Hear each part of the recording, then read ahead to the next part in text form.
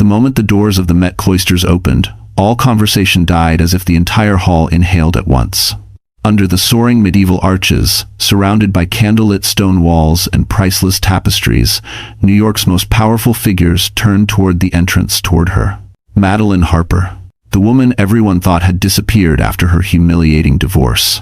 The woman her ex-husband, Bradley Stone, had painted as unstable, fragile, and unfit for the Manhattan elite. The woman the tabloids labeled the silent wife because she said nothing, not in court, not to the press, not even when Bradley paraded his mistress across Manhattan. Yet, she stood there now, radiant in an understated black silk gown that draped over her like liquid night. Her hair swept back, diamonds glinting subtly at her ears. She looked nothing like the quiet, frightened woman forced out of the Tribeca loft months ago. But it wasn't just her transformation that froze the room. It was the man whose arm she held, Ethan Callahan, the reclusive billionaire. The man who built a data empire from a single laptop in a cramped Boston dorm room. The man whose face rarely appeared on camera, but whose influence touched every major corporation from Wall Street to Silicon Valley. And tonight, he had brought Maddie. He didn't guide her, didn't parade her. He walked with her equal pace, equal presence, equal power. The orchestra's strings faltered for the slightest second. Cameras lifted. Society wives exchanged quick, anxious glances. Executives whispered like their lives depended on understanding what they were seeing. Maddie Harper, the ex-wife they pitied, mocked, or ignored, now entered New York's most exclusive gala on the arm of a man worth $47 billion. In the far corner, Bradley Stone nearly choked on his champagne. He stood beside Lacey Morgan, the woman he'd left Maddie for. His grip on the glass tightened until his knuckles whitened. Lacey's perfectly glossed smile faltered as she followed his stunned gaze. Maddie didn't look at them. She didn't need to. Her silence, once mocked, now thundered through the hall louder than any scream she could have given during the divorce. Ethan leaned down slightly, his voice low enough for only her to hear. "You're doing fine," he murmured. "You belong in rooms like this." The words shouldn't have meant anything. They shouldn't have made her chest tighten with something warm, something terrifying, something like being seen for the first time. Whispers erupted. "Is that really her? How did she? Bradley must be dying right now. Thanks for watching. Did you hear she signed away everything? But look at her now." And then, the twist no one in the room was prepared for. Maddie's eyes lifted just briefly, landing on Bradley at the exact moment his political donor, Harold Voss, turned to him and hissed, "You didn't tell us your ex-wife knew Callahan." Bradley's world, built on lies, manipulation, and arrogance, began to crack in real time. And this was only the beginning.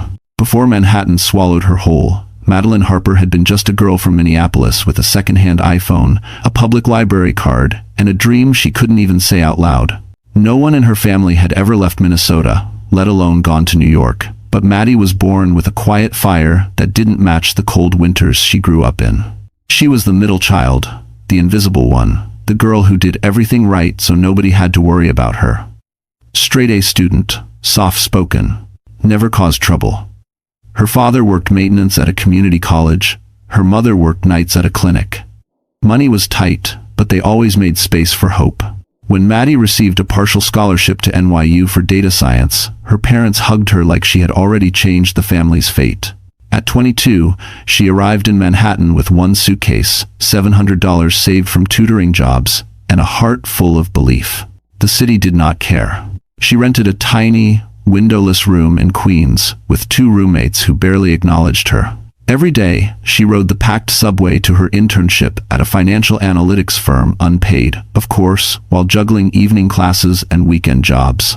She learned to drink cheap coffee, stretch instant noodles into 2 meals, and study on a cracked MacBook Air she bought off Craigslist. Still, she was happy. Because she was building something. Because she felt possibilities everywhere on subway platforms, in skyscraper reflections, in the rapid-soaked streets of Midtown. And then she met him, Bradley Stone. It happened during a networking mixer her supervisor forced the interns to attend. The event took place on a penthouse terrace overlooking the Manhattan skyline, the kind of place Maddie never imagined she'd stand in without being mistaken for waitstaff. Bradley strode toward her like a man who believed the universe bent in his direction. Tall, charming, expensive smile, Rolex glinting in the city lights. She didn't understand why someone like him spoke to someone like her. But he did. And he was warm, interested, curious about her work, her dreams, her mind. For the first time, Maddie felt visible. They talked for hours.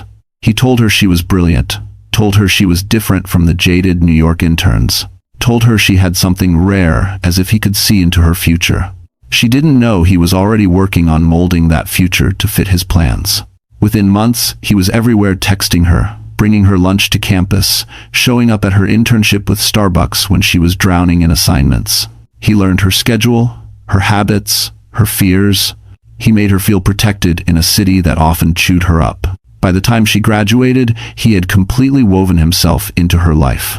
Looking back, Maddie could now see the early signs. How he praised her intelligence but subtly discouraged her ambition.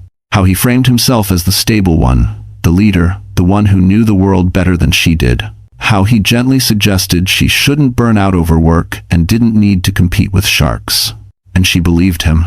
Because no one ever told her that love could look exactly like a trap. For the first 2 years, Maddie truly believed she had walked into a modern fairy tale. Bradley knew exactly how to sweep her into a world she'd only seen through windows and movie screens. Rooftop dinners in Tribeca, Broadway shows with impossible-to-get tickets, surprise weekend drives upstate in his Mercedes. He brought her into spaces where men wore Tom Ford suits and women smelled like Dior. He introduced her as the smartest woman I've ever met, and Maddie glowed every time he said it. But fairy tales have a way of hiding shadows behind the sparkle. After their small wedding at a stone chapel in Connecticut, simple, elegant, perfect, Bradley insisted they move into his Tribeca loft. It makes more sense, he said, brushing off her suggestion of finding a place together. We shouldn't waste money on rent. In that moment, it sounded logical, loving, responsible. But it meant everything was in his name. One evening, while they unpacked, he laughed when he saw her old textbooks and her beat-up laptop. Baby, you don't need these now. You have me. He kissed her forehead like it was a blessing. Maddie smiled, but something in her chest tightened small, barely noticeable, like a thread pulled too hard. Still, she pushed it aside. Love required compromise, right? Bradley's career soared shortly after. Stonebridge Capital was expanding, and Bradley became the firm's public face, charismatic, polished, camera-ready. Maddie often attended events at his side, standing among investors who spoke in cold numbers and colder humor. She always felt slightly out of place, like a guest in a world that wasn't hers. But Bradley's hand on her waist made her feel anchored, until slowly, quietly, he began to let go. It started with little things. You don't really need your job, do you? I make enough for both of us. You should relax more, Maddie. Enjoy life. You work too hard for someone who doesn't have to. You don't need to impress anyone. You have me. He framed it as love, as protection. Yet each sentence clipped a piece of her wings. Then came the miscarriage. It was early, too early for most people to know, but it broke something inside her. She needed comfort, reassurance, a partner to hold her through the storm. Bradley gave her 3 days of gentleness before returning to his routines. We'll try again, he said casually, as if they'd lost a plane ticket, not a heartbeat. Maddie stopped talking about her grief. Bradley stopped asking. After that, he wanted her home more often. He'd text her during work. When will you be done? Why are you staying so late? You know it doesn't look good if my wife is never home. Little by little, pressure became persuasion. Persuasion became expectation. Expectation became control. And control, once normalized, becomes invisible. The night Maddie finally resigned from her job, Bradley hugged her like she'd just saved their marriage. She didn't know she had just surrendered the last piece of independence she had left. If Maddie had paid closer attention, she would have noticed the cage forming long before it closed around her. But cages built from affection don't look like prisons at first. They look like safety, security, love.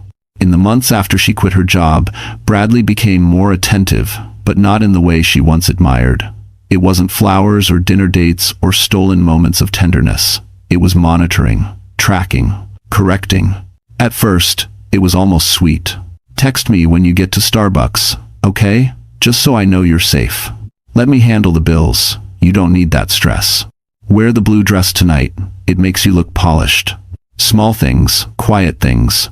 But then he asked her to delete her LinkedIn, to prevent recruiters from bothering her. Then to stop meeting old coworkers because they only fill your head with pointless ambition. Then to step back from volunteering at a community center in Queens because you don't need to be around people who drag you down. He never yelled. He never slammed doors. His control always came wrapped in warmth, in logic, in phrases like, "Trust me, and I know what's best. Hey, Spies," end quote, end quote. And Maddie, raised to be polite, accommodating, grateful, didn't argue. She told herself this was marriage. She told herself sacrifice was normal. She told herself loving someone meant letting them lead. But the truth was simpler. She was shrinking. One afternoon, while cleaning the kitchen, she found a stack of envelopes Bradley had hidden in a drawer. Credit card statements, investment reports, notices about the loft. Everything was in his name. Every asset. Every account. Every future decision. She confronted him gently, nervously. "Brad, why aren't any of these joint?" I thought. He smiled as if she were adorable. "Sweetheart, I'm the financial one. It's just easier this way." "But what if something happened to you?" she asked quietly. "Well, that's why I'm careful," he replied. "You don't have to worry about things you're not built for." Not built for. She felt the words bruise. Later that night, at a charity dinner on Fifth Avenue, Bradley introduced her to a well-known donor as "my wife, Maddie. She doesn't work, but she has a good heart." The man nodded politely, already losing interest. Maddie's cheeks burned. When they got home, Bradley kissed her cheek, complimented her smile, and acted like nothing was wrong, as if he hadn't just erased her in public. That was the night she began waking up with a heavy ache behind her ribs, a quiet panic she couldn't explain. She browsed job listings at 2 a.m., but closed them each time, imagining Bradley's disappointment. She practiced interviews in the mirror, only to hear his voice in her head telling her no one needed her. The worst part? She believed him. Love had turned into a cage, and Maddie wasn't even sure when she had stepped inside. But the universe has a way of whispering warnings before the storm hits. And Maddie was about to hear the first rumble. The moment everything began to crumble wasn't dramatic. No screaming, no slammed doors, no confession text messages. It started with perfume, not hers. A scent Maddie couldn't name, something sugary, youthful, almost synthetic, clinging faintly to Bradley's collar when he walked into the loft one Thursday evening. She had spent the whole afternoon preparing his favorite roasted salmon, even ironing the linen napkins he liked. She welcomed him with a soft smile, hoping maybe tonight he'd see her again the way he used to. But the moment he leaned down to kiss her cheek, the unfamiliar scent hit her like a slap. She stepped back without meaning to. Bradley barely noticed. He loosened his tie, tossed his Rolex on the counter, and sighed dramatically as if carrying the weight of the world. "Long day?" she asked, her voice careful. "You have no idea," he muttered, rubbing his temples. "The junior staff is incompetent. I swear I spend more time fixing their messes than doing actual work."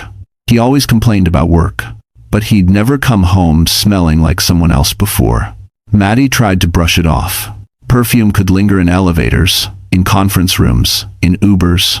She told herself not to be paranoid, not to be the jealous wife. But something inside her twisted. Later that night, while folding laundry, she noticed Bradley's shirt had a faint shimmer along the shoulder, microscopic glitter. She blinked. She didn't own anything with glitter. She didn't wear perfume like that. She didn't even go out anymore. A slow, nauseating dread crept up her spine. When she gently mentioned the smell, Bradley didn't hesitate. "Oh, that?" he laughed. "Probably one of the interns. They hug everyone after presentations. You know how Gen Z is. If you do." He said it with confidence, so much confidence that Maddie felt foolish for even asking. But would an intern really hug him tightly enough to leave glitter on his shirt? She tried to sleep that night but kept waking to the faint scent lingering on his pillow. 2 days later, the scent returned. Stronger. She didn't say a word, but her silence sharpened her senses. She noticed Bradley's sudden obsession with his appearance. New suits, new cologne, whitening strips hidden in the bathroom drawer. He started working late more often, slurring stories about client emergencies he'd never mentioned before. And then came the email. A simple, stupid, careless mistake. As she sorted through the household bills on her MacBook Air, because despite what Bradley said, she liked understanding where their money went, she saw a notification pop up on his synced calendar. Dinner with LM. Don't forget the rose gold bracelet, followed by a winking emoji. Maddie stared at the screen until the lines blurred. Her fingers went cold. Her breath caught in her throat. She clicked the event. It was at a midtown restaurant he once told her was too loud and tacky for them. Her stomach dropped. L.M. The name repeated like a drumbeat. Lacey Morgan. The intern. The girl who hugged everyone. The one who wore the sugary perfume. Suddenly the glitter made sense. The late nights. The dismissive comments. The cage disguised as care. But the worst part wasn't the betrayal. It was the realization that Bradley had already replaced her long before she ever suspected a thing. And the cracks in her world were about to split wide open. The night Maddie's world finally collapsed didn't come with thunder. It came with quiet, too much quiet. Bradley had texted her earlier. Bored dinner.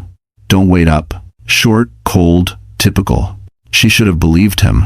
She wanted to believe him. But the glitter on the shoulder, the perfume, the calendar alert, the lies that slid off his tongue too easily. Her instincts were screaming now, something they had never done before, not with this volume, not with this clarity. At 8:42 p.m., the rain started falling thin, icy streaks tapping against the floor-to-ceiling windows of the Tribeca loft. Maddie sat on the couch, knees to her chest, turning Bradley's text over and over in her mind, like a sharp stone she couldn't drop. At 9:15, she tried watching TV. At 9:30, she tried reading. At 10:02, she gave up pretending. She grabbed her coat, slipped on her flats, and walked out the door. It wasn't planned. It wasn't jealousy. It wasn't rage. It was survival. Her heart hammered as she stepped into the rain-soaked Manhattan streets, the air heavy with the smell of wet pavement and exhaust. She didn't care where she was going until her feet led her toward Midtown, toward the restaurant listed on Bradley's calendar, Nightingale and Bloom. Trendy, neon-lit, full of influencers and high-profile casual dates. The place Bradley once said was too immature for him. Inside, warm golden lights glowed against the rain outside. Couples laughed over cocktails. Music hummed low. Maddie stood frozen in the entryway, raindrops clinging to her hair. Then she saw them. Bradley and Lacey Morgan, sitting close, too close at a corner table. Lacey's hand on his knee. Bradley smiling the smile Maddie once thought was hers. A small rose gold bracelet box on the table. Maddie's breath left her body. Her vision blurred, not with tears. Shock was too cold for tears. Lacey saw her first. A flicker of triumph crossed her eyes before she masked it with fake surprise. "Oh my God, Maddie," she gasped, as if she were greeting an old friend. Bradley turned, and for a split second, his face registered something raw guilt or panic. She couldn't tell. But it vanished instantly under a mask of irritation. "Maddie, what are you doing here?" he hissed, standing abruptly. "Are you following me?" She opened her mouth, but no sound came out. He grabbed her arm and pulled her a few feet aside, lowering his voice, but not its cruelty. "This isn't what it looks like," he snapped. "You're acting hysterical." Hysterical. The word sliced through her like a blade. "I saw your calendar," she whispered. He froze. For a moment, the facade slipped. But then, he straightened, jaw tight. "You're overreacting. Again. You always do this," he said, tone dripping with contempt. Lacey needed career advice. That's all. Behind him, Lacey twirled a curl around her finger, watching with gleeful amusement. The restaurant noise faded, replaced by a roaring in Maddie's ears. Something inside her finally cracked. Not loudly, not dramatically. Just quietly, decisively. She stepped back, releasing his grip from her arm. "I'm done," she whispered. It wasn't a threat. It wasn't a plea. It was a eulogy.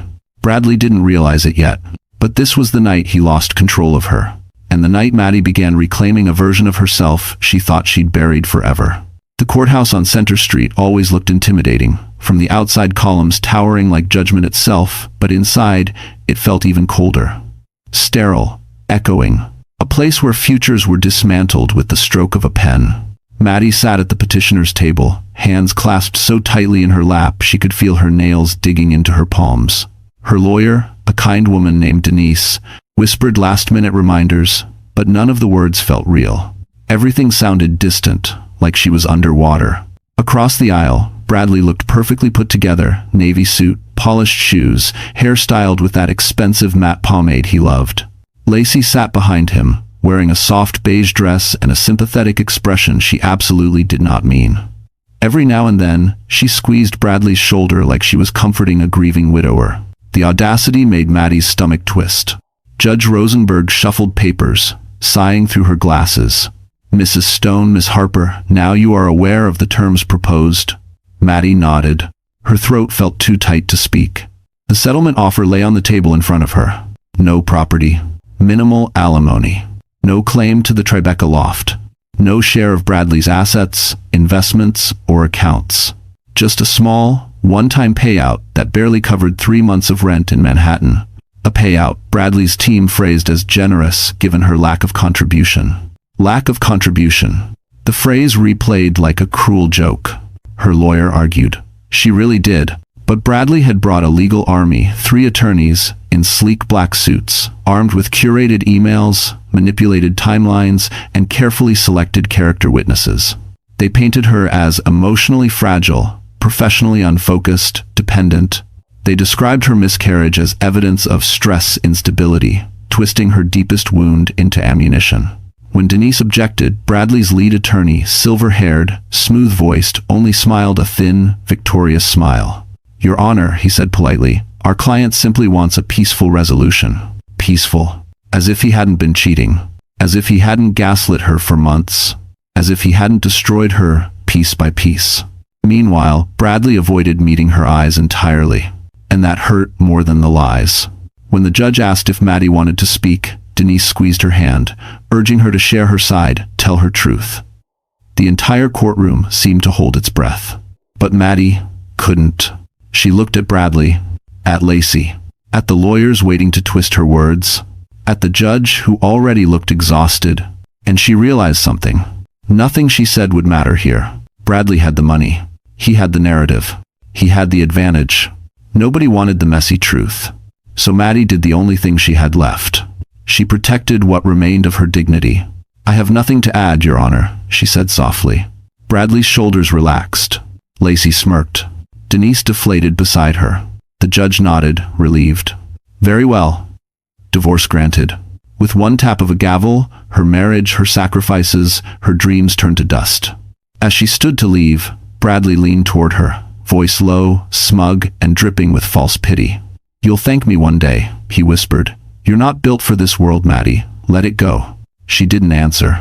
But something silently ignited in her chest, something sharp, something bright, something no one in that courtroom noticed. A beginning? Bradley thought he'd won. He didn't know he had just created the woman who would one day ruin him. The day Maddie moved out of the Tribeca loft, New York felt louder than usual. Sirens blared, cars honked. The city pulsed with a life she no longer felt part of. Her entire marriage fit into 6 cardboard boxes. 1 for clothes, 1 for books, 1 for kitchen items, and 3 for memories she wasn't ready to look at. She dragged them herself down the polished lobby where the doorman avoided her eyes. She wasn't Mrs. Stone anymore. She wasn't anyone. Her Uber driver helped load the boxes. "Rough day?" he asked gently.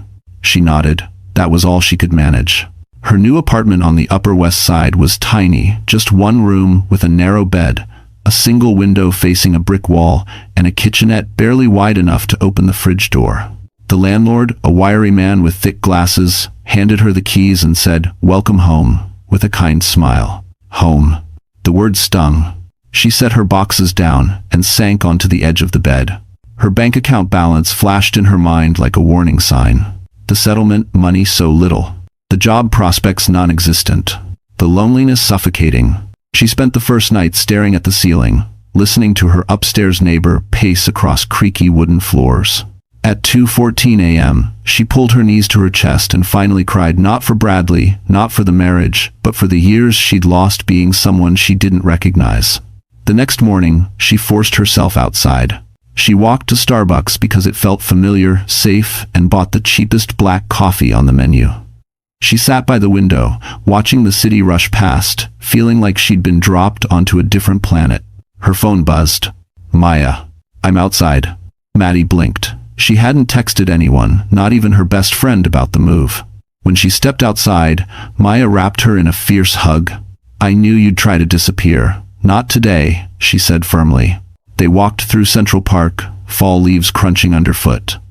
Maya asked nothing. She just listened as Maddie spoke haltingly at first, then like a dam had broken. When Maddie finished, Maya squeezed her hand. "You tried to survive a man who wanted to erase you. That's not failure, Mads. That's endurance." That afternoon, Maya helped her set up the apartment string lights, a thrifted rug, a cheap but sturdy desk where Maddie could work again. It didn't feel like home yet, but it felt less like exile.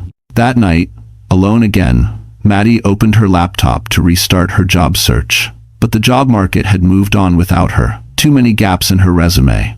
Too many skills she hadn't been allowed to use. Too much self-doubt eating her alive. She closed her laptop, chest tight.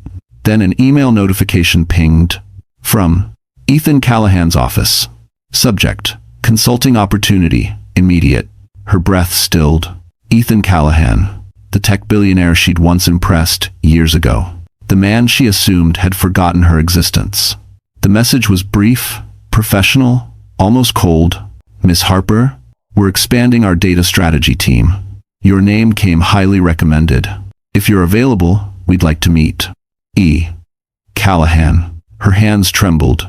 It felt like the universe had cracked open a door she thought was permanently sealed. Maddie didn't know it yet, but this email wasn't just an opportunity. It was the beginning of her rebirth.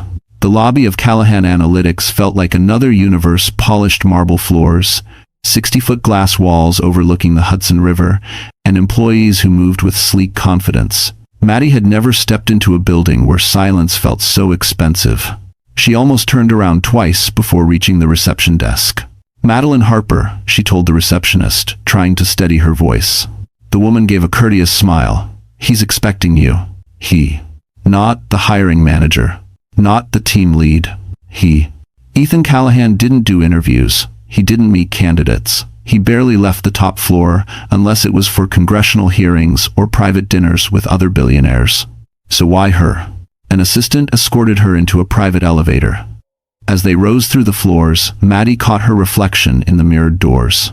She had done her best: clean ponytail, pressed blouse, borrowed blazer, but she still looked like a woman who'd been cracked open and was trying to hold herself together. The elevator stopped with a soft chime. The doors opened into a minimalist office lined with floor-to-ceiling windows. Light poured in like liquid gold, illuminating the man standing with his back to her, hands clasped behind him. Ethan Callahan. He turned slowly, and Maddie's breath hitched. He was exactly as she remembered: sharp jawline, steady eyes, dark hair brushed back with effortless precision. But there was something else now: gravity.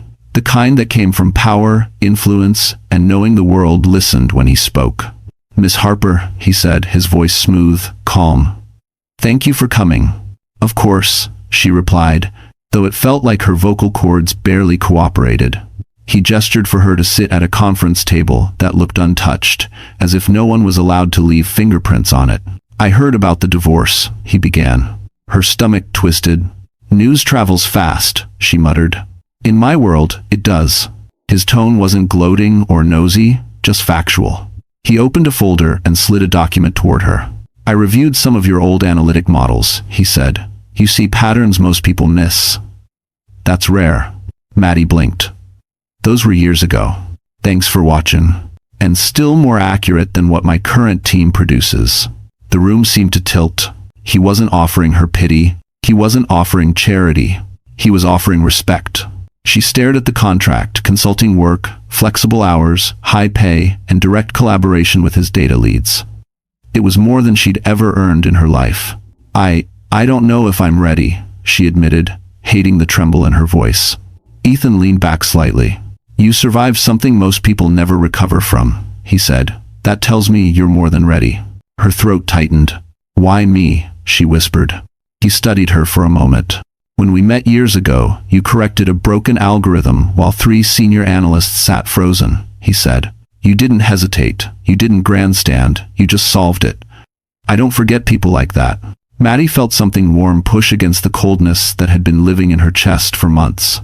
A flicker of who she used to be. Ethan closed the folder. "This is your second chance," he said quietly. "Take it, or don't, but don't let anyone convince you you're small." Her breath shook. This wasn't pity. This wasn't rescue. This was recognition. And for the first time since the night she caught Bradley with Lacey, Maddie felt a pulse of something she thought she'd lost forever. Hope. The first morning Maddie walked into her tiny Upper West Side apartment as an employed woman. Again, something inside her shifted. Not a dramatic transformation, not yet, but a quiet recalibration.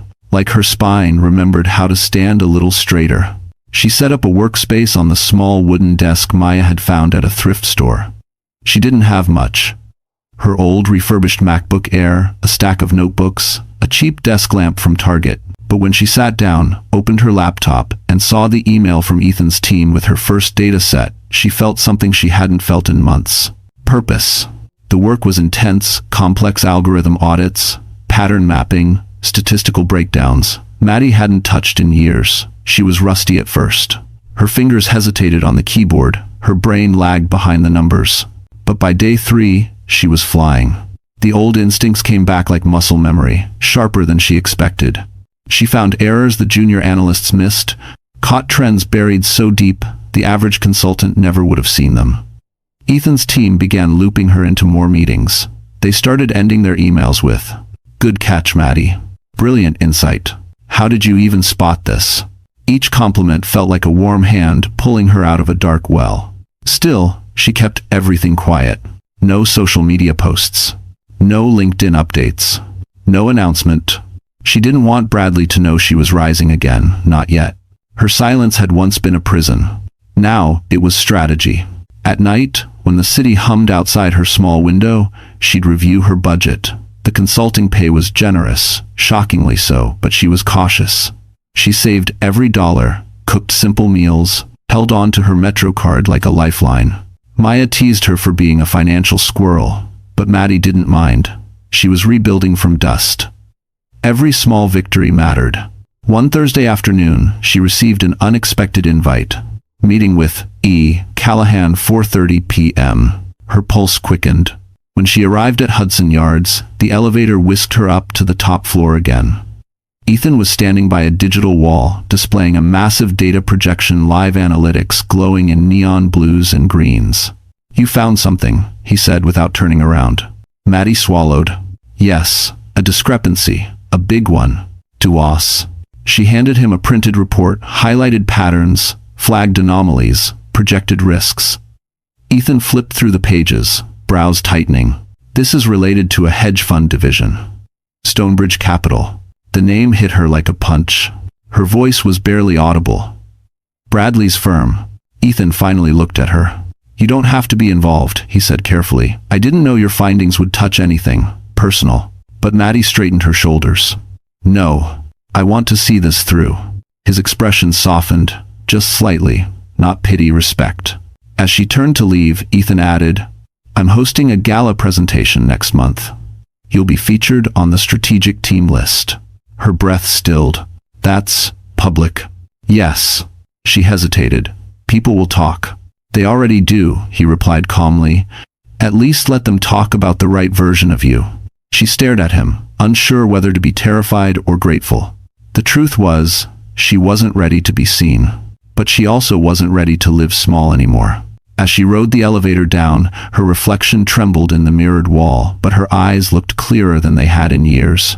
She wasn't the woman Bradley broke. Not anymore. Maddie didn't recognize the woman staring back at her in the elevator's mirrored walls. Not entirely. Not yet. But there was something different in her reflection, an alertness, a groundedness, a soft but unmistakable flame behind her eyes. The next few weeks moved fast. Her consulting role expanded rapidly. Ethan's team started forwarding her the toughest assignments, projects that used to take entire departments weeks to interpret. She handled them with quiet precision, delivering results that made even senior analysts blink twice.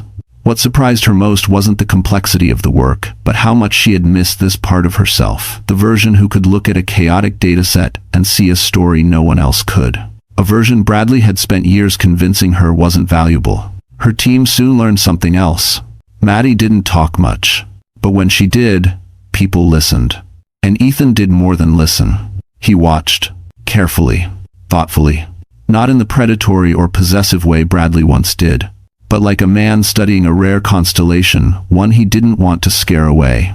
One afternoon, after she'd presented a tightly structured analysis to his board, Ethan pulled her aside. "You should present at the gala next month," he said simply. Her heart slammed into her ribs. No, I can't do that." "You can," he said. "And you should."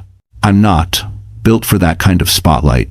"You're more built for it than the people who chase it," he replied without hesitation. His confidence unsettled her, not because she didn't want to believe it, but because deep down, she did. But being seen again meant something else. It meant Bradley would see her. And she wasn't sure which would hit him harder, her success, or the fact that she no longer needed his validation to breathe. One night, she stayed late at the office. The floor was mostly empty, except for the cleaning crew and the security guard humming old Motown songs by the elevator. Maddie scanned through the data on Stonebridge Capital numbers, behavioral patterns, fund offsets. Something had been gnawing at her mind since the day she'd identified the anomalies. She dug deeper, and deeper, until the room felt colder. Stonebridge wasn't just misreporting numbers, they were rerouting funds to shell accounts in ways that could collapse entire portfolios. It was bigger than Bradley, bigger than the divorce, bigger than anything she had imagined. Her pulse raced. She sent the report to Ethan immediately.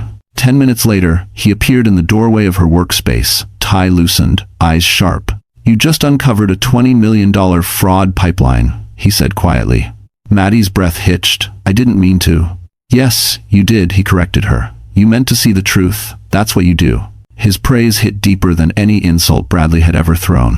For the first time, she allowed herself to imagine a future that wasn't defined by loss or recovery, but by possibility. Ethan looked at her long enough for her skin to warm. "You know what this means, Maddie," he said. "This will expose people. Important people." She swallowed, including Bradley. Ethan nodded. "Are you afraid?" She thought she would be, but she wasn't. "No," she said, "not anymore." A hint of approval flickered in his eyes.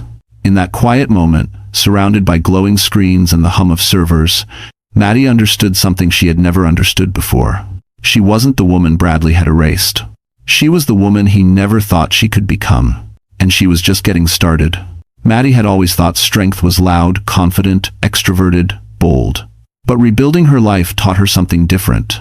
Real power grows quietly, like roots under concrete. And her roots were spreading fast. Over the next month, Maddie worked relentlessly. Her days started with cheap black coffee from the corner deli and ended with spreadsheets glowing across her tiny apartment walls. She reviewed algorithms until her eyes blurred, cross-checked financial patterns until the sun rose over the Hudson, and took feedback from Ethan's team like a woman determined to reclaim years she'd lost. But this time, she wasn't doing it for Bradley. She wasn't doing it to prove she was worthy. She was doing it because she finally remembered who she truly was. One evening, she received a message from Ethan. "Come upstairs. Need to discuss your findings." Her heart ticked faster. When the elevator doors slid open onto the top floor, she found Ethan standing beside a massive digital display. It showed a web of numbers, connections, offshore accounts, Stonebridge's corruption glowing like a constellation of deceit. "You didn't just find inconsistencies," he said. "You found intentional manipulation." Maddie swallowed.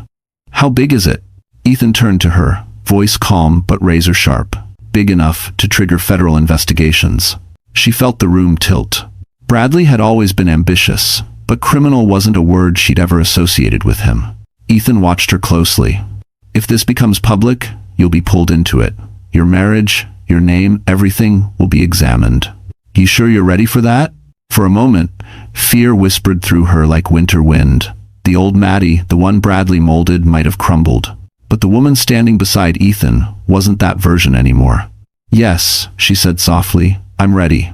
A hint of something respect, admiration, maybe even pride flashed through Ethan's eyes. Later that night, back in her apartment, Maddie opened her laptop again. She reviewed every document she had flagged on Stonebridge, making sure she hadn't imagined the patterns, the discrepancies, the misdirected accounts. She hadn't. She also hadn't imagined that someone else was accessing the same files. Someone inside Stonebridge. Someone sloppy. Someone desperate. And suddenly, it clicked. Lacey. She had access through the PR department, enough to clean narratives, delete old reports, shape external messaging, enough to hide a crime if she needed to.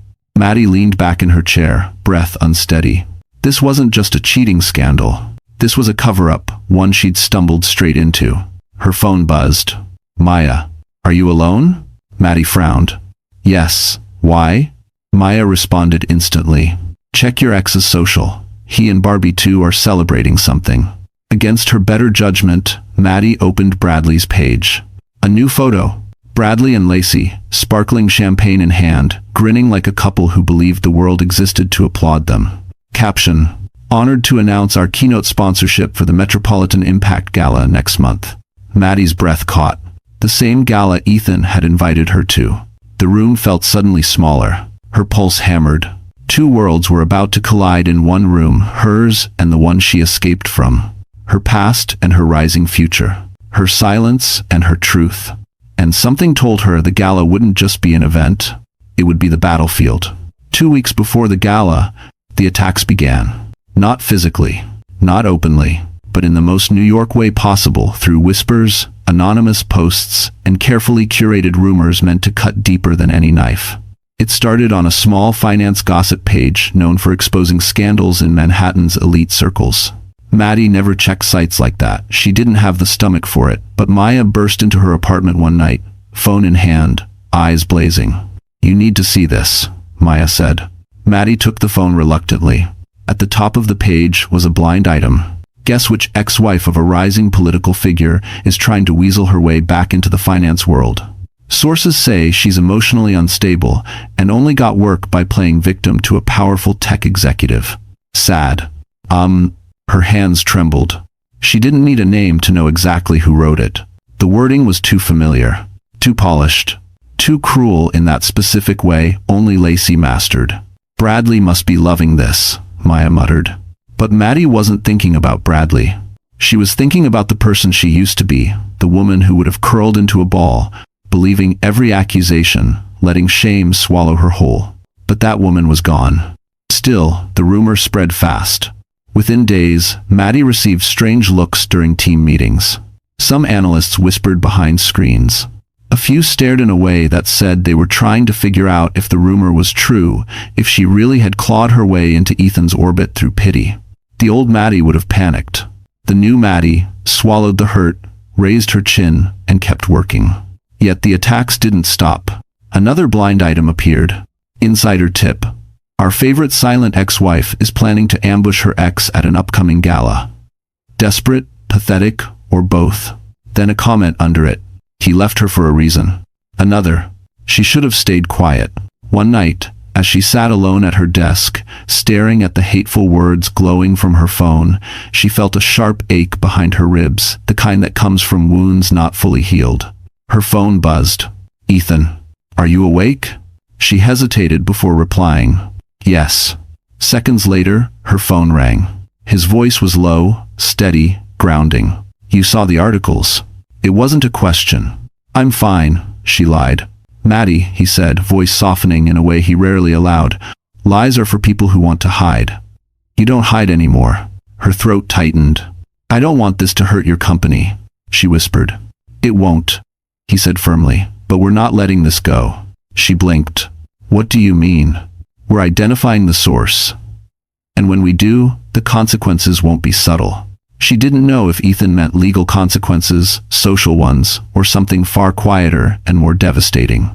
But hearing someone powerful, stand behind her, it felt like oxygen. The next morning, as she walked into the office, she sensed a shift. People still whispered, but now with curiosity, not contempt. Her inbox chimed. A message from Ethan. Found the source. We'll discuss this afternoon. She froze in her chair. If he found the source, that meant it was definitely Lacey.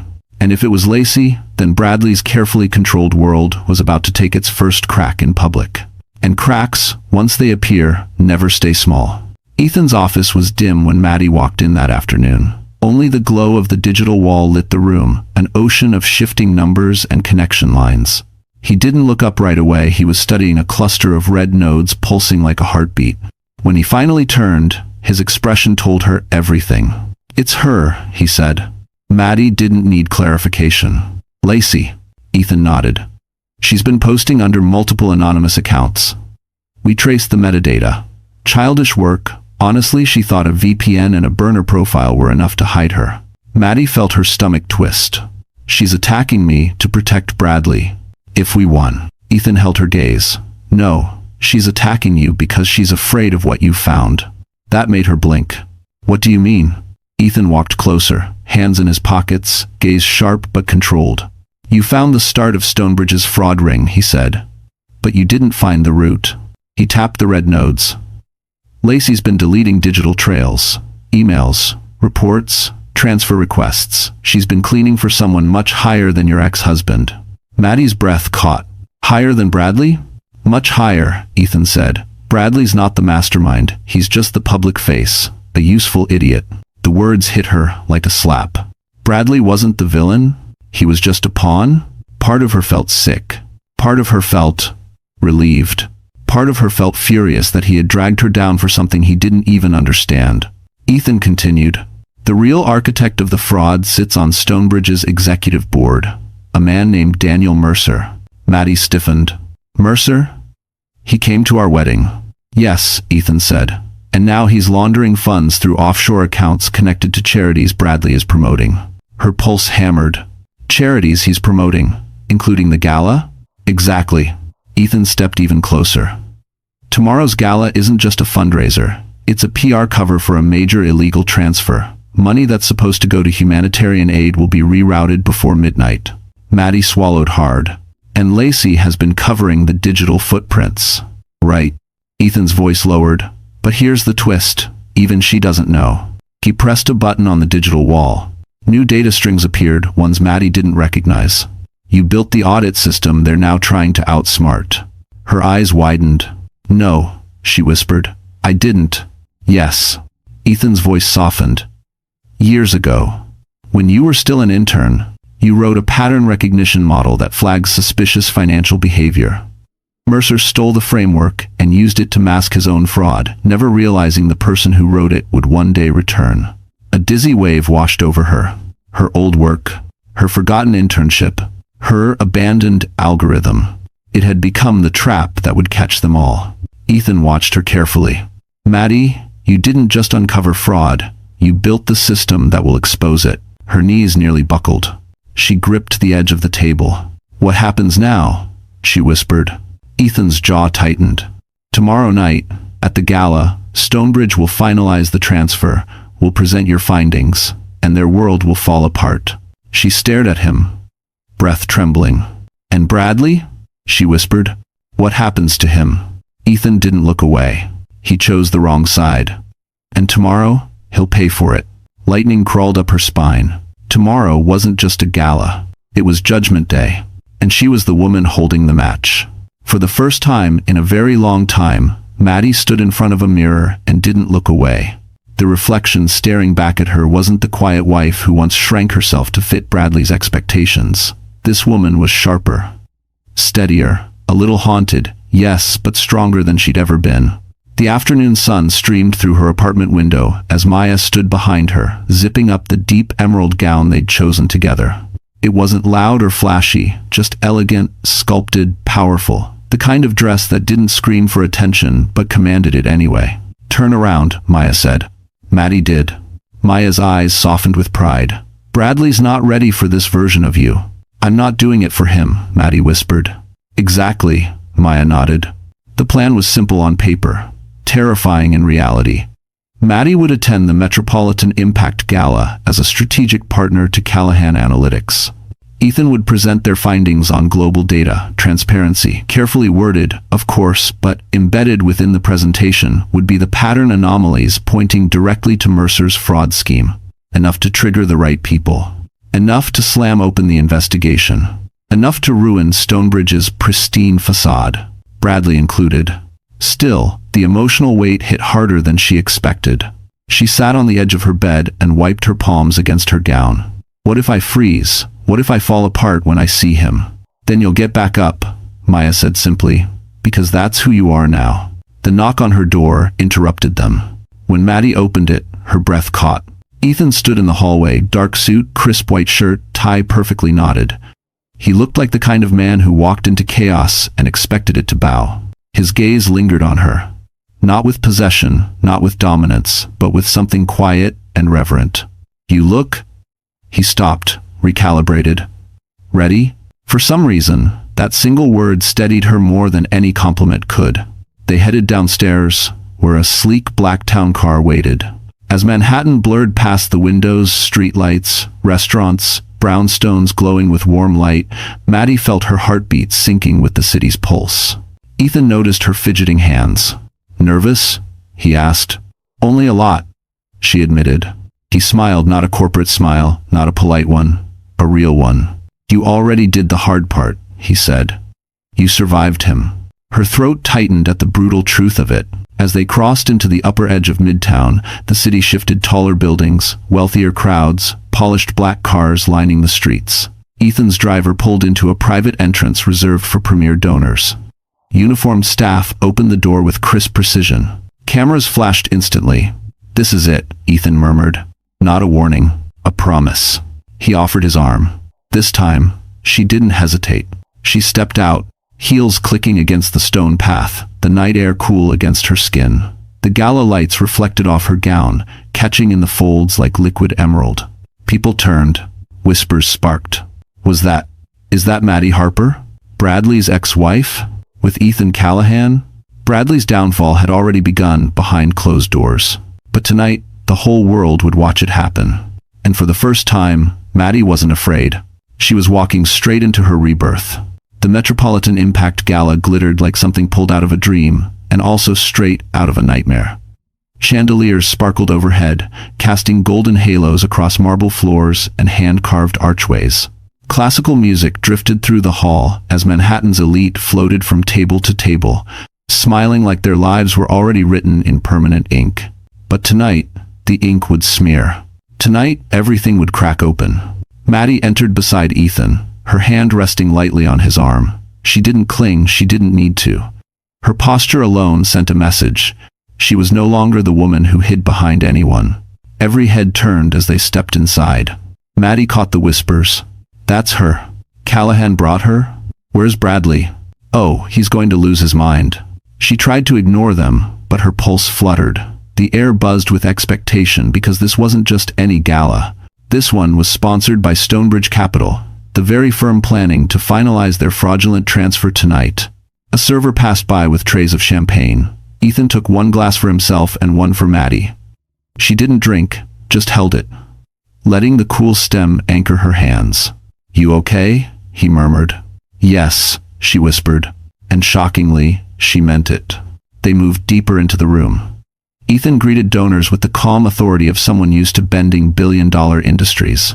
Maddie watched him weave through the crowd, always keeping her within the corner of his line of sight, a silent promise of protection, or maybe something more.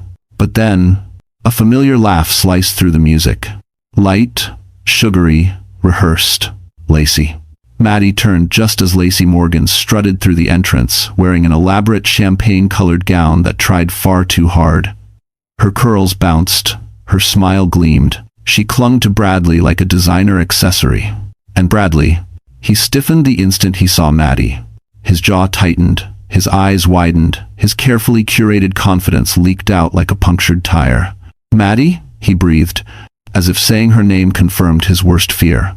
Lacey's hand tightened on his arm. "Oh wow," she said with faux innocence. "Didn't expect to see you here, alone." Before Maddie could answer, Ethan stepped into view.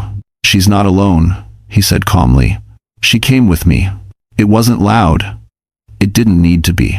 Like a match dropping onto gasoline, the whispers ignited instantly. Lacey's smile twitched. Bradley's face drained of color. "You Callahan?" he stammered. "Since when?" "Since long before tonight," Ethan replied smoothly. Lacey hooked her arm tighter around Bradley, but her eyes darted nervously toward the stage, toward the servers carrying sealed envelopes Stonebridge planned to distribute to VIP guests. She was afraid. Good. She should be. Bradley forced a dry laugh. "This is cute, Maddie. Really. But you need to be careful. You're playing in a world you don't understand. The irony nearly made her laugh. Instead, Maddie straightened her shoulders. Actually, Bradley, she said softly, I understand it better than you think. Her voice was calm, steady, sharp enough to leave a mark. Before he could respond, an event coordinator approached Ethan. Mr. Callahan, we're ready for your pre-presentation briefing. Ethan nodded and turned to Maddie. Come with me. Bradley sputtered. She's presenting? Ethan offered a small smile, the kind that could slice a kingdom in half. She is the analysis. Lacey's face went slack. Bradley's fingers twitched. The room seemed to tilt. As Maddie walked away on Ethan's arm, leaving Bradley drowning in his shock, she felt something she hadn't felt in years. Power. And tonight, she would finally use it. The private briefing room behind the Gala's main hall felt colder, quieter, like the air itself understood something monumental was about to unfold. Dim lights reflected off polished oak tables, and the hum of distant music pulsed faintly through the walls. Ethan walked in first, Maddie just a step behind. Several high-level donors, analysts, and board members waited around the table. Some straightened their posture the moment they saw Ethan. Others stared openly at Maddie, whispering behind their hands. She ignored them. For the first time in her life, she wasn't afraid of being watched. Thank you for coming, Ethan said with calm authority. Before we go on stage, there are updates you need to see. When he gestured to Maddie, the room shifted. Some eyebrows rose. Some lips pursed.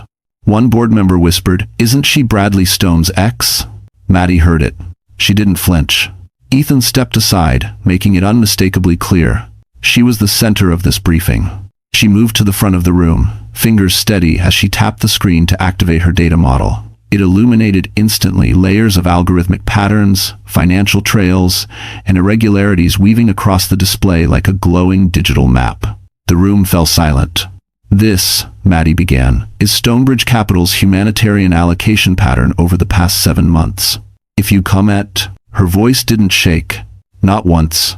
She clicked again.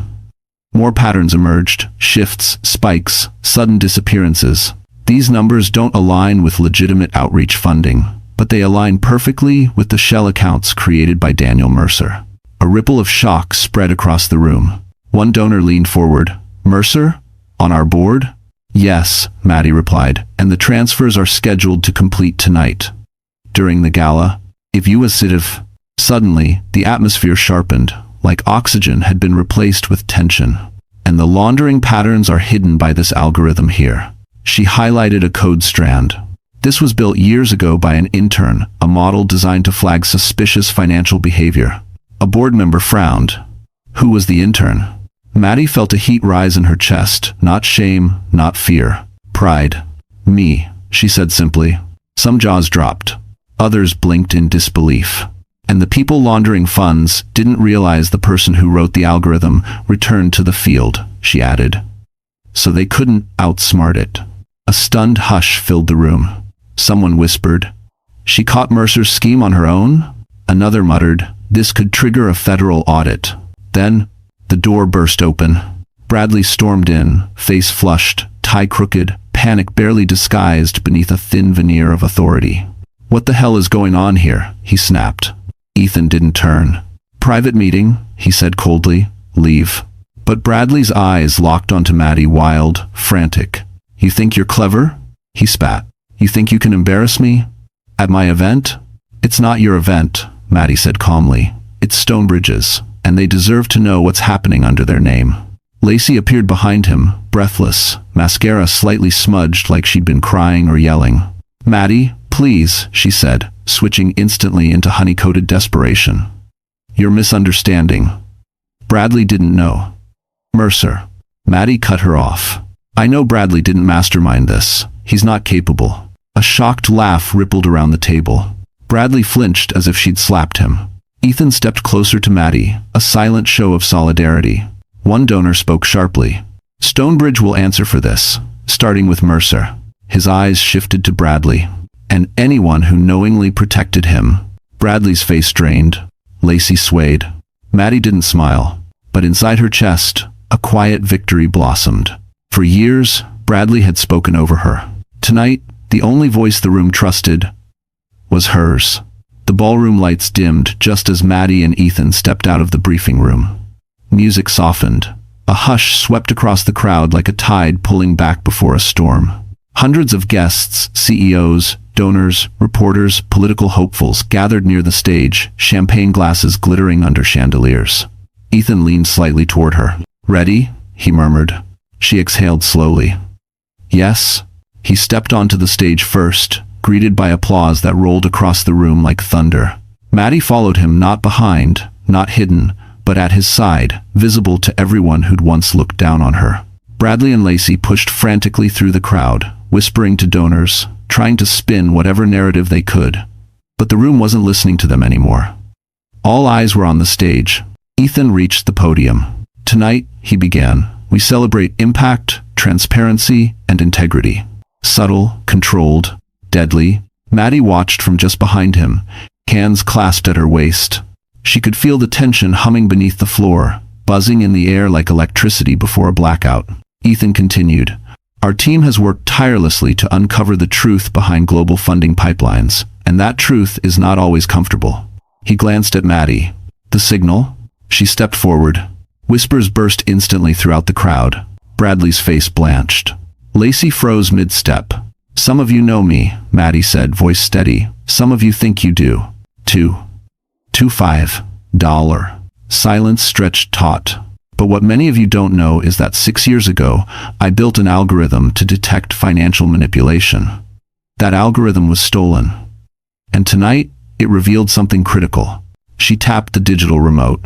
The screen behind them flashed to life numbers, diagrams, offshore routes, and financial trails. Gasps rippled across the ballroom. "These are Stonebridge Capital's transactions," she continued. "And these patterns reveal millions being redirected through shell accounts, set to finalize within hours."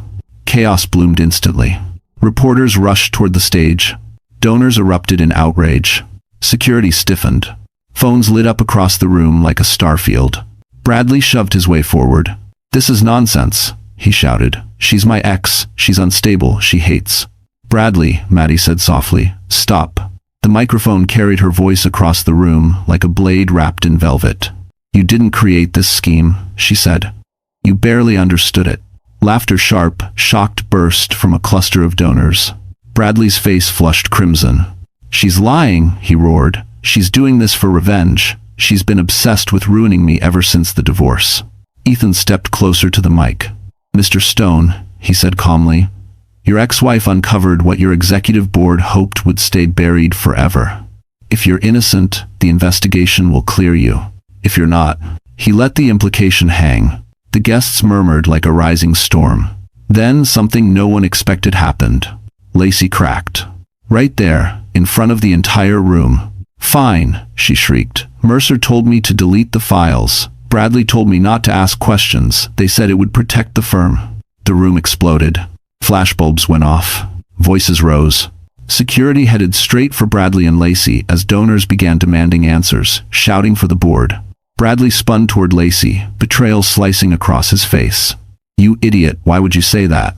"You told me it was safe," she cried. "You said she was too stupid to find anything." The entire ballroom turned toward Maddie again, but this time with stunned respect. Ethan walked to her side and murmured, "You did it." Her throat tightened. She didn't smile. Not yet. But inside, where the wounds once lived, something burned bright and triumphant. Tonight, the world didn't just watch Bradley fall. They watched her rise. Security escorted Lacey out, first mascara streaking, dress slipping off one shoulder, heels wobbling as she shrieked that she didn't mean anything. Her fall was fast, messy, humiliating. Cameras swarmed her like vultures. Bradley wasn't as lucky. 2 federal investigators, invited quietly by Ethan earlier in the evening, stepped forward through the chaos. Their badges flashed under the chandeliers, catching Bradley's eye like a gunshot. He froze. "Bradley Stone?" one of them asked. His voice cracked. What is this?" "We'd like to speak with you regarding Stonebridge Capital's offshore activity." "This is ridiculous," Bradley scoffed, forcing a laugh that broke halfway. "This is political, you don't understand. Mercer handled the accounts. Your electronic signature is on every document," the agent said calmly. Bradley blanched. "You're lying," he whispered. I never signed, Mercer said. Lacey said someone forged. His excuses collapsed, one on top of another, sounding more guilty with each breath. Maddie watched from a distance, still, composed, almost serene. For years she'd been the one scrambling to explain, to justify, to shrink herself small enough to avoid his temper. Now it was him unraveling. Ethan stepped closer to her. You don't have to watch this. Yes, she whispered. I do. It's nose. Because healing didn't always look gentle. Sometimes it looked like truth swallowing a liar whole. Bradley broke through the agent's hold and stumbled toward her. Maddie, please talk to them. His voice was wild, desperate. Tell them I didn't know. You know I'm not smart enough to. He stopped himself, realizing what he admitted. The ballroom gasped softly. He tried again. You loved me once. You owe me that. Owe you? Her voice was quiet but carried across the room. She stepped forward until only inches separated them. I owed you loyalty, she said. I gave it. I owed you honesty. I gave that too. I owed you grace, patience, commitment, and I gave all of it until there was nothing left of me. Her gaze hardened. But I never owed you my silence, and I don't owe you protection. Bradley's mouth opened, then closed, like he was drowning on land. Maddie, please. No, she whispered. Just that one word. And the tiny thread holding Bradley's world together snapped. The agents moved in. Mr. Stone, please come with us. Bradley struggled, looking around the room for anyone to defend him. Donors avoided eye contact. Journalists scribbled frantically. Even Lacey, sobbing in the corner, refused to look his way. He was alone. Truly, devastatingly alone. As they led him away, he called her name one last time, broken, angry, terrified. Maddie. She didn't turn. Ethan stepped beside her. You okay? She nodded once. It doesn't feel how I thought it would. How does it feel? She exhaled shakily. Final. Ethan studied her profile, strong, steady, illuminated by the golden light of victory, and something softened in his expression. Good, he murmured. You deserve an ending. The ballroom slowly shifted back to noise, reporters rushing to file stories, donors calling attorneys, board members whispering about fallout. But Maddie felt strangely still. For the first time in years, the past was behind her. All that remained was whatever came next. In the days after the gala, New York buzzed like a wire about to spark. Stonebridge Capital collapsed under the weight of federal scrutiny. Daniel Mercer was indicted. Lacey fled to her mother's house in Florida, disappearing from social media entirely. And Bradley, once the golden boy of Tribeca, was splashed across every major headline for all the wrong reasons. Maddie Harper exposes multi-million-dollar fraud. Ex-husband Bradley Stone, under criminal investigation. For the first time, the world knew her name for her power, not her pain. She spent the morning after the gala sitting by her apartment window with a warm cup of coffee, letting sunlight spill across her small kitchen table. She expected to feel triumphant, victorious, maybe even elated. Instead, she felt something much quieter. Peace. A knock sounded at her door. She opened it to find Ethan, no suit tonight, just a black sweater, sleeves pushed up, a softness in his eyes she had never seen in public. Can I come in? He asked. She stepped aside. As he entered, he looked around the tiny apartment's string lights, thrifted rug, the desk where she rebuilt her life piece by piece. You did all this alone, he said quietly. I had help, she replied, thinking of Maya. And him. Ethan took a slow breath. There's something I want to give you. Her eyebrows lifted. Ethan. No gifts, he assured, raising his hand slightly. Just an offer. He handed her an envelope. Inside was a contract, long, detailed, stamped with the company's seal. Callahan Analytics. Chief Data Strategist. Partner track. Equity included. Maddie's breath faltered. This can't be right. This position. It's exactly what you've earned, he said firmly. Your work changed the entire direction of our firm. You saved international funds from being siphoned. You stopped a criminal network. Maddie, you're not a consultant. You're an architect. She pressed a hand to her chest, overwhelmed. I don't know what to say. He stepped closer, not too close, just enough that she could feel his presence solid and steady. Say yes, he murmured. Her throat tightened. I want to. I really do. But Everything in my life has changed so fast. Then let it, he said softly. You spent years shrinking yourself. Maybe now it's time to expand. She looked up at him, searching for any hint of pity. There was none. Only respect, admiration, and something warm that made her pulse flutter. Maddie, Ethan said, voice gentler now, I'd also like to take you to dinner, not as your boss or your partner, but something else, only if you want that. End quote. Her breath caught a mix of fear, hope, and the fragile possibility of happiness she had forgotten she deserved. Slowly, she smiled. I'd like that. His answering smile was small, sincere, and more beautiful than any grand gesture. He extended his hand. Not to lead her, not to guide her, but to walk beside her. She placed her hand in his. Warm, sure, steady. As they stepped out into the crisp Manhattan evening, lights shimmering above them, Maddie realized something profound. Bradley had taken years from her. But life, real life, was giving something back. Something better. Something true. And for the first time in forever, she wasn't looking behind her. She was looking forward. To a future she built. To a love she chose. To the woman she finally became. Madeline Harper wasn't silent anymore. She was unstoppable. So, that's how Madeline's story comes to an end. And if you're still here with me, still watching until this moment, then something in her journey must have touched your heart in a way you didn't expect.